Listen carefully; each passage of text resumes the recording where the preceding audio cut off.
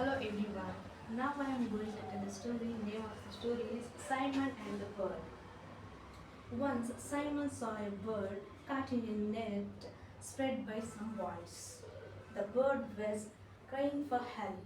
Simon freed it and the bird flew away. A few days later, Simon was eating under a tree. Suddenly, the same bird swooped down and took his food away. Simon jumped up and to snatch his food back, but lost his balance and fell down. Simon was angry at the unthankful bird. However, he saw a poisonous snake crawling down the tree and understood that the snake could have bitten him. The bird had saved his life. Moral of the story: don't misjudge anyone's intentions. Thank you.